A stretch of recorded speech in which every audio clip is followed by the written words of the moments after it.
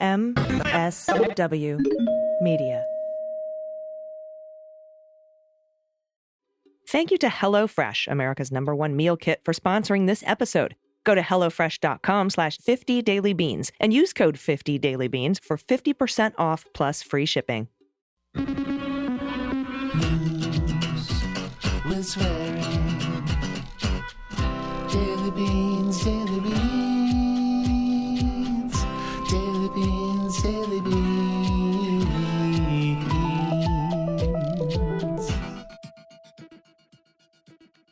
Hello and welcome to the Daily Beans for Thursday, August 10th, 2023. We have a very special episode of the Daily Beans today.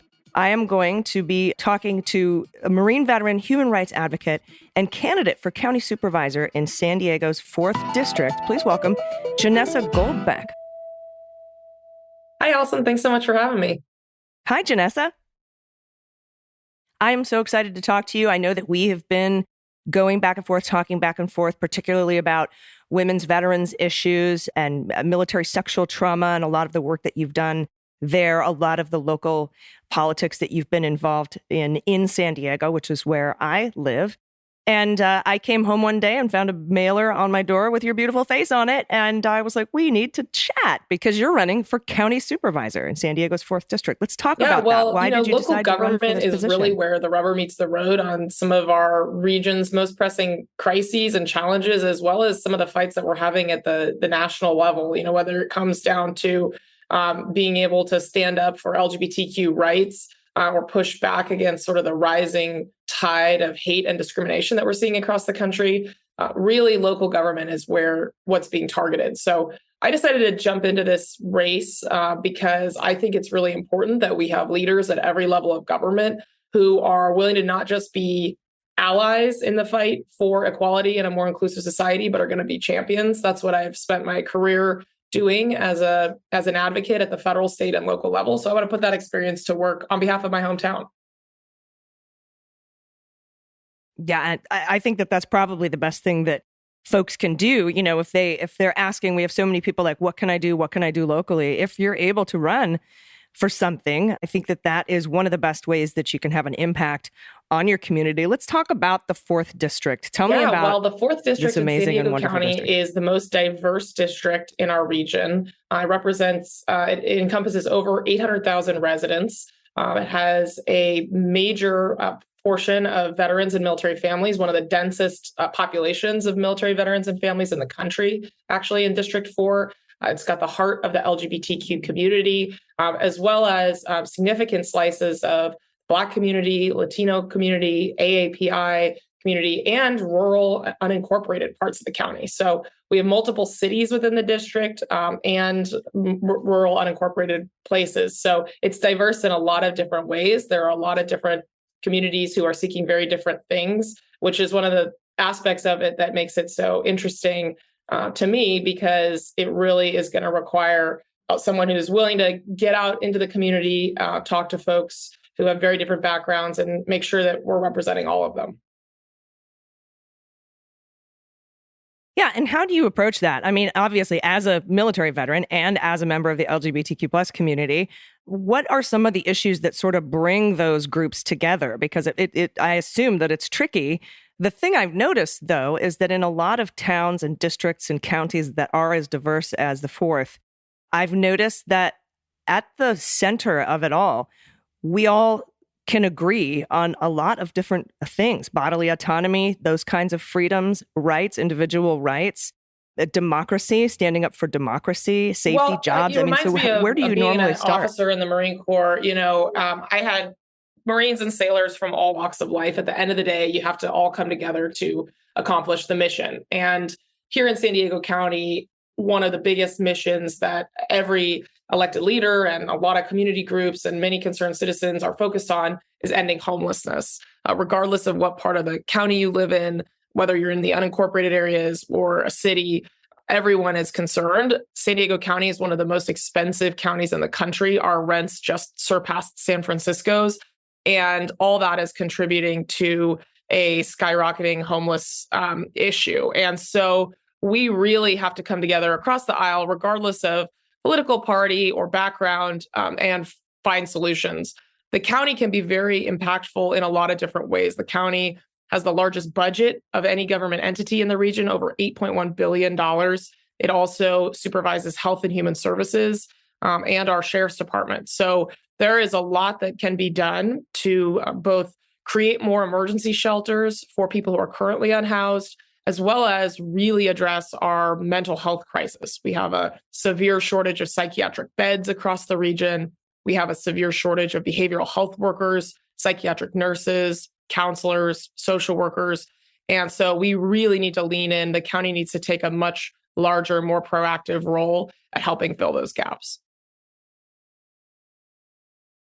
Yeah, and that sort of ties in with criminal justice reform when we get right down to it.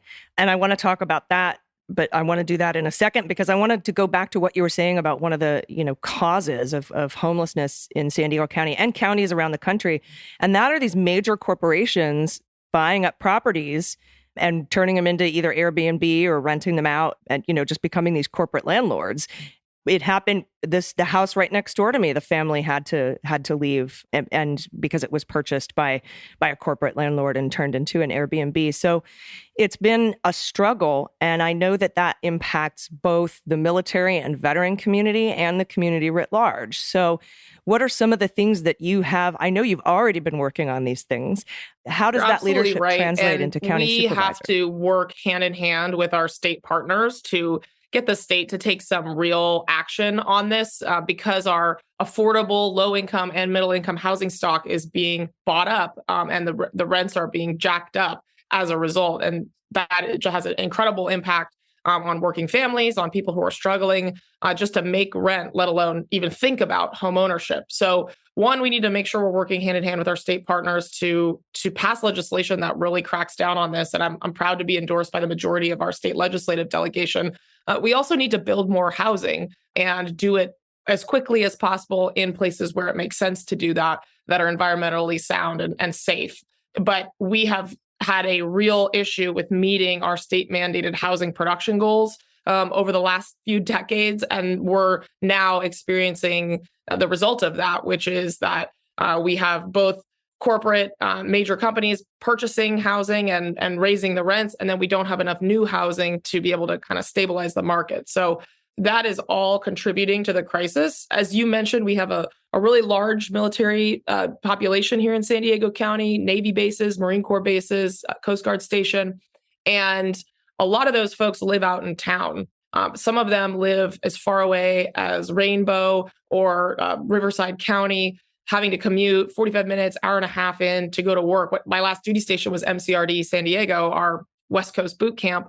And we had drill instructors there who would spend 18 hours on the drill field running around, teaching recruits, and then have to drive home an hour and a half and turn around 4 hours later and come back the same day. That isn't good for troop welfare. It's not good for the environment. And it's certainly not good for quality of life. So we have to get smarter about how we produce more housing more efficiently.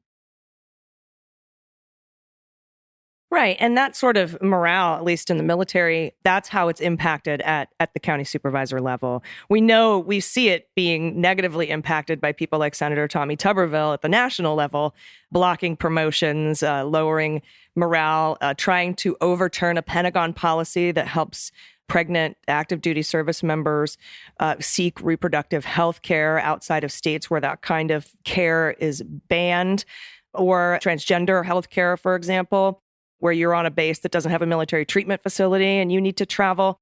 By the way, a policy I helped enact, and now he's, kind of putting a huge dent in our national security by not allowing these promotions to go through. But that's what's so important about our local politics. It all trickles up to the federal level. Let's talk a little bit about what I just mentioned, which is how the criminal justice reform sort of dovetails with our mental health and healthcare reform and what that looks like at your level. I currently serve on our county's behavioral health advisory board. And in that role, I've been able to learn a lot about the intersection of mental health, our mental health crisis, and our criminal justice system. And the absurd and tragic reality in San Diego County and in places across the country is that we use our jails as our region's largest mental health care providers. And what that means is if someone is having an acute psychiatric episode, there are really two places that they typically go. One is the ER and the other is jail. And far too frequently, people who are having psychiatric episodes wind up in an interaction with a law enforcement officer that can result in something tragic or deadly. And that has to change. So one way the county can play a role and county supervisors can play a role is by expanding a new program we have that are called mobile crisis response teams, where trained psychiatric staff and social workers are the first responders to folks who are having a mental health crisis, as opposed to an armed law enforcement officer. And that program has been incredibly successful at diverting people from jails. Second is we have to expand the number of psychiatric beds we have. This isn't just a San Diego problem or a California problem. This is nationwide. In our county, we have about half the number of beds we need. We have to lean into aggressively figuring out how to open more, as well as attract the appropriate workforce to be able to meet the scale of the demand. So all of these things have to happen, kind of have to do everything everywhere all at once, to quote the movie that won the Oscar last year, when it comes to our mental health crisis. But we also have to make sure that we're holding our jail systems accountable when people die in custody. And in San Diego County, we actually have one of the highest death rates in the state in our county jails because we have not been able to properly staff them with the right kind of medical personnel who can appropriately check people and ensure that they are not going to have a medical episode while they're in custody. So we have to work to divert. We have to work to have long-term care facilities where once people are stabilized, they can live with supportive services. And we have to make sure that while people are in custody, we are treating them humanely, that they have the appropriate medical services that they need. And then hold the sheriff's department and law enforcement accountable for anything that occurs under their watch. Just like when I was in the Marine Corps, I love being a Marine. I was a captain, combat engineer. I also served as a uniformed victim advocate, helping service members who had experienced sexual assault.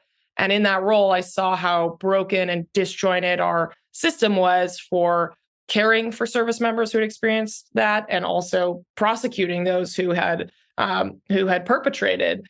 And I believe, that if you care about a system and that you want to make it better, you have to put as much sunlight on the problem as possible. Transparency is key. As an active duty captain, I was a vocal advocate for transforming our system, making it more independent and more transparent. And I would bring the same set of skills and judgment to our law enforcement when it comes to county jail deaths. Yeah, and I want to talk more about your work as a uniformed victims advocate and how you will fight for the vulnerable, and also how your experience, your toughness and your grit will help get the county back on track from numerous scandals. But I do have to take a quick break, so I want everybody to stick around, and we'll be right back. Hey, everybody, I need to take a moment to talk about HelloFresh, the perfect solution for hassle-free cooking. They deliver fresh ingredients and easy-to-follow recipes right to your home, turning meal prep from a chore to a delight. You've got places to be, and standing in the checkout line is not one of them. Leave the meal planning and grocery shopping to HelloFresh. Go to HelloFresh.com/50dailybeans and use code 50dailybeans for 50% off plus free shipping. A few days ago, I was running behind. Luckily, HelloFresh had a quick and easy meal because I'm on the go all the time. Just 30 minutes later, I had their blackened catfish with crispy roasted potatoes and caramelized vegetables. It was fresh, it was tasty, it was delicious, and I was able to get back on schedule. So if your family is snackish, HelloFresh lets you supplement your weekly order with over 100 additional snacks, sides, and more. Plus, they keep dinner exciting with 40 chef-designed recipes each week, spanning categories like family-friendly and fit and wholesome.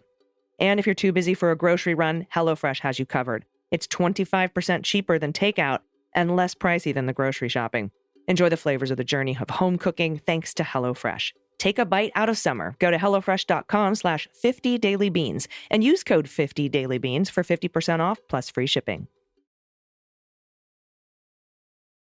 Everybody, welcome back. We are talking with Marine veteran and candidate for County Supervisor in the 4th District of San Diego, Janessa Goldbeck. Janessa, before the break, you mentioned that you were a uniformed victims advocate. I myself am a survivor of military sexual trauma, but also a survivor of domestic violence. And it was very, very difficult for me to be able to press charges. There was an arrest, a felony assault arrest, and then a release on bail. I was threatened again and had to flee the city.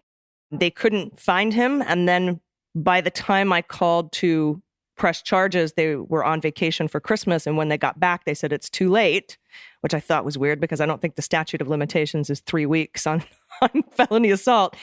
But I found it was just very difficult to navigate the system as a victim.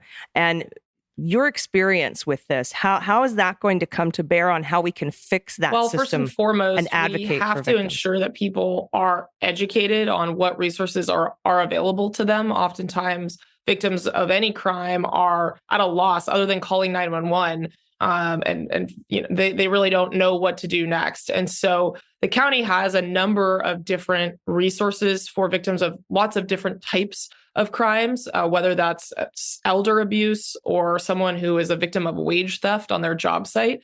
And we have established these offices that investigate crimes like this, but they're often siloed, within the government system. And most people who are most vulnerable are not able to go downtown to the county building in the middle of a workday to talk to the one staff member in the Office of Wage Theft, for instance. So I think it's really important that we shift our thinking from just, we've established an office or we've created this system and now it's incumbent on people to come to us. We need to flip the script and think, how do we get this outreach pushed out into communities, ensure that we have culturally appropriate, culturally sensitive people who can do the intake, maybe who speak the language. We have a lot of different languages here in San Diego County, so that these services don't just exist, but that they're accessible and usable to people who often are not going to be able to come all the way down to the government building to have a conversation. And that also includes educating our county workforce. We have over 20,000 employees who work in departments like child welfare services and senior services and in-home supportive services, making sure that those folks have the education and knowledge of what sort of resources are available so that they can make that available to their clients is really important. I worked for the Department of Veterans Affairs for over a decade, so I can definitely commiserate with those who have a difficult time navigating a government system 100%. to find out what their when I got out of benefits the are. Marine Corps, as a 30-something with it was in the middle of getting my master's degree, I did not know I was eligible for VA healthcare, and in fact, I thought I wasn't because I got out after 7 years, not didn't do the full 20. And it wasn't until months later that a counselor from the VA actually reached out to me over Facebook and asked me if I was enrolled and kind of asked me a couple of questions. And then 3 days later, I was enrolled in the VA system with free healthcare for the rest of my life. That's a life-changing thing. And if it wasn't for that one counselor who came and found me in the Facebook group I was in for women veterans, I never would have known that, or it might have been years until I knew that. So I really take that lesson to heart. And I think about all the people out there who don't know that there are services and options available to them that we potentially have spent millions and millions of dollars funding. We need to make sure that we are getting the information out to the people.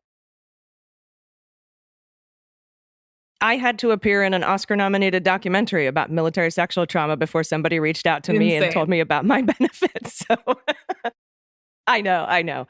And so that I think that your experience, not only with, what you've done with the city, but what you did in the military and just by the virtue of being a veteran, understand navigating those kinds of bureaucracies, making that information accessible to everybody and how important it is to do that. I mean, it's why I went to work for the VA. I'm like, these people need to know that they could come and get help. They just don't even realize it. Let's talk a little bit about being tough enough to get the county back on track, because we've got all sorts of scandals and problems with career politicians who have got their heels dug in. They've just, I guess, been subsumed in the quagmire of bureaucracy so long that they are incapable of understanding human persons. So talk a little bit about I got into this race back in February, thinking that I was running for a seat that would be open in a few years when the incumbent moved on to the state Senate. He had announced he was running for another seat. And so I thought I had this great plan, 2.5 years, nice and slow, have plenty of time to have all the conversations. Then a couple of weeks after I announced, a scandal erupted and the incumbent resigned. And I think this is really illustrative of, this sort of cynicism that people feel about politics and politicians, that people are just climbing a ladder, that they're not really there for the public good, that they are going to take advantage of things that are, not available to other citizens or regular people. And I've spent 15 years as a policy advocate. My day-to-day job, I run a national veterans advocacy organization, as you know, represents over 1.5 million vets and military family members. And our job is to elevate their voices in policy conversations that have an impact on their lives, whether that's at the federal level, state level, or locally. And we've been able to pass legislation that people have said is impossible to pass. We passed a major conservation of public lands package during the Trump administration by thinking creatively about how to build a coalition that would actually get Republicans' attention. And so we actually used our voices as veterans to go after Republican senators who lived in states or represented states with large outdoor recreation economies and were on the ballot that cycle. And so we made it an issue, an electoral issue for them. So they made it an issue for President Trump at the time. I don't know if you remember, there was a bill signing where President Trump held up a bill and said, Yosemite, and he meant Yosemite. Tell me you've never been to a national park without telling me you've never been to a national park. That was our bill. That was President Trump signing one of the largest investments in public lands and conservation in a half century. And that's how we got it done, by thinking creatively and using our powers as veterans, so to speak, to bring people on board. And that's, I think, what people want. They don't want politicians who are just going to stand in their corners and yell past each other to make the biggest point or sound the smartest or the most progressive or the most conservative. They want people who are going to move the ball forward. And that doesn't mean that we have to compromise on our values, but it does mean that when we can find places to compromise on policy that actually get things a little further down the road and make people's lives a little bit better, that we should do that. And I'm proud to say I passed a piece of legislation that President Trump signed because the impact is a really big deal.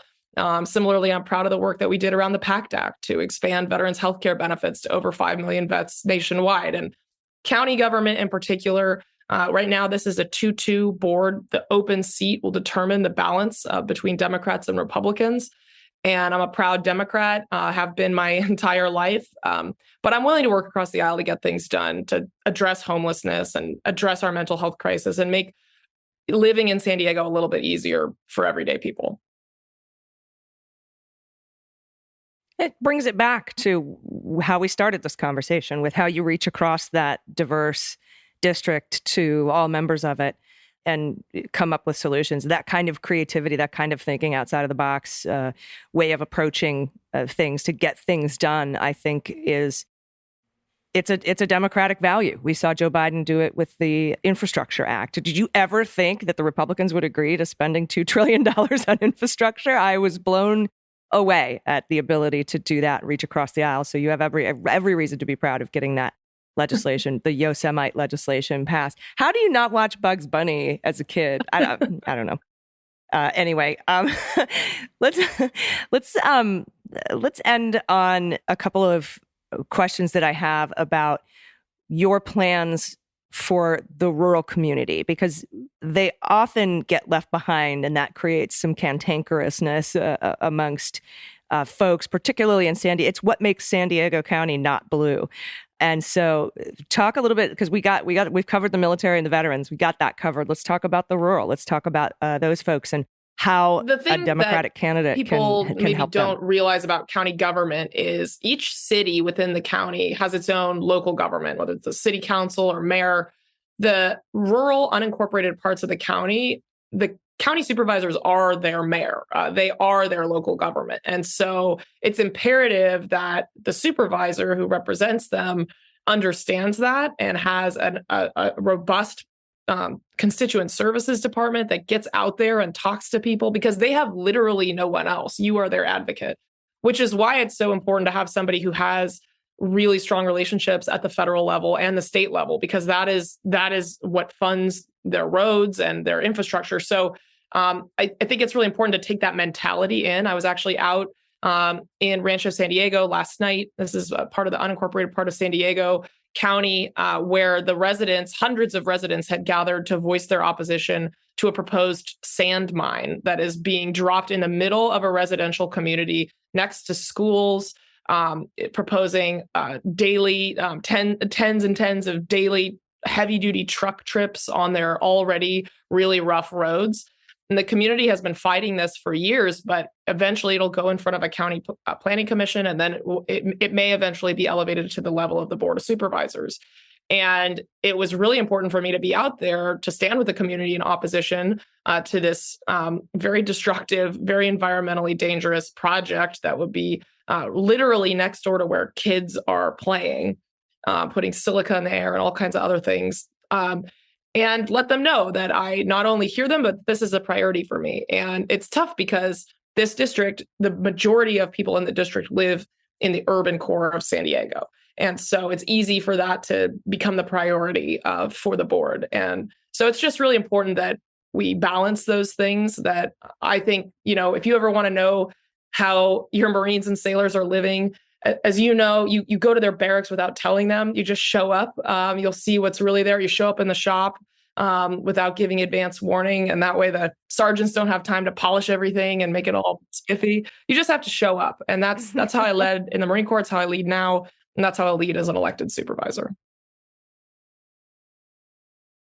For those of us who don't know, what is a sand It is mine? literally a big hole in the ground where they pull sand out. Sand is a really important part of construction materials like cement, which is one of the most expensive construction materials. So it is important to mine sand locally so that if you can, so you don't have to transport it over hundreds of miles, which obviously has a emissions impact and just an expense impact.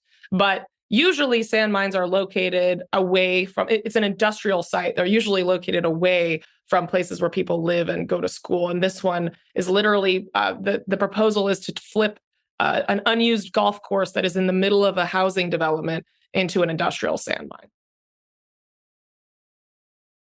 mine. That's what stood out to me was where they wanted to do this. It's like the old Saved by the Bell where they wanted to put an oil derrick in the middle. Yeah, of the I mean, high school. it's so interesting. I've worked to stop or move mining operations in other parts of the country through Vet Voice Foundation. During the Trump administration, they wanted to actually start uranium mining in the Grand Canyon, if you could believe it. This is like supervillain level status extraction. But, usually it's like out in a more rural area and you have to fight, for biodiversity and protecting wild spaces. This project is just a real head scratcher. Yeah, that is odd. But yeah, to show up and be like, no, I'm with you on this. And I end up being your government because you're unincorporated part of the county. And we've got so much money coming in now from the infrastructure bill. We've got this $30 billion coming in to get broadband up in those areas that don't have it. And we definitely want somebody at the helm steering those dollars that knows where they need to go and stands up for folks who don't get a lot of attention, like the people in Rancho San Diego. So I think that you definitely have your finger on the pulse there. Do you have any other, before we get out of here, any other platform things that you want to share with us, and also tell us where we can support you, your website, where we can donate money, where we can donate time, or some sort of action? I know that a lot of listeners love to do postcard writing campaigns and text banking. I would can you give everybody that information before we get out of here? Any help and support. We've got a great grassroots campaign up and running. If you're in San Diego, we'd love to have you come into our office and I'd love to meet you in person. You can go to my website, janessagoldbeck.com. There you can donate. Every dollar truly counts. I know every candidate says that, but we have a special election in less than 3 weeks, and it really makes a difference in how we can communicate with voters. You can also volunteer. You can do that from anywhere in the country. There's a volunteer sign-up form on my website. Sign up there, and I guarantee you my campaign manager, Catherine, will be in touch in less than 48 hours. But we'd love to have your help calling, texting, or writing to voters. And then finally, I did want to just mention, you mentioned Tuberville earlier. I know you have a national audience. And Vet Voice Foundation is the 501c3 nonprofit arm of Vote Vets. And we've been doing a lot of work at the national level now to really hold Tuberville accountable, both because what he's doing is horrible for military readiness, and it's also because we have been on the front lines of the fight to ensure that veterans and active duty service members have access to reproductive health care. So if you're interested in learning more about that, we just sent a letter signed by 13 general officers to Mitch McConnell demanding that the Republican Party do more to pressure Tuberville to release his hold. We also bought an ad. We bought ad space in Alabama and put an ad on the air starring the 5 women veterans who are now and national security professionals who are in Congress right now, calling him out on this ridiculous hold. So we're doing lots of things. There's lots of different ways to get in the fight on that action. So if that's important to you, please check out vetvoicefoundation.org and get involved there. But very much appreciate being on the show. It's a full sprint through the finish line here. And it means a lot to me that we get to connect in this way off of Twitter. Yeah, outside of Twitter. Agreed, 100%. And I do want to talk to you offline about some of the Vote Vet stuff and see how many ways there are I can help with that as well. So stick around with me after I let everyone else off the hook here. Thank you so much for listening today, everybody. We will be back in your ears tomorrow. Until then, please take care of yourselves, take care of each other, take care of the planet, take care of your mental health, vote blue over Q, and bring someone with you. I've been AG, Beans is written and them's executive the produced beans. by Allison Gill, with additional research and reporting by Dana Goldberg. Sound design and editing is by Desiree McFarlane, with art and web design by Joelle Reeder with Moxie Design Studios. Music for the Daily Beans is written and performed by They Might Be Giants, and the show is a proud member of the MSW Media Network, a collection of creator-owned podcasts dedicated to news, politics, and justice. For more information, please visit mswmedia.com. MSW Media.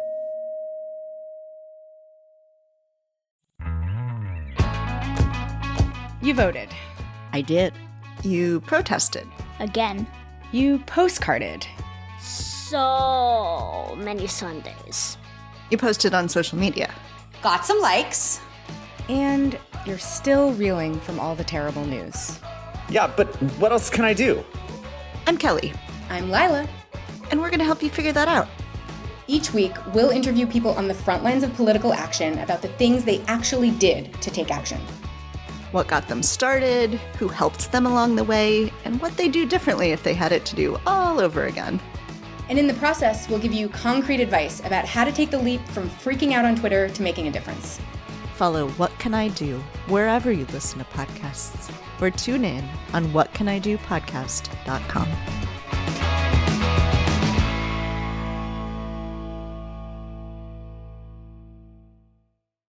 When's the last time you didn't feel enough? If you relate to this question, you want to check out our podcast, Authentically Us. Yes, guys, our podcast, Authentically Us, is where we talk about what it means to be authentic in everything that you do, in every space that you occupy. Tony and I created this podcast to create a space to talk about just who we are, our experiences, and just things that we are going through. Yes, so come join us with the journey as we figure out what it means to be authentic together.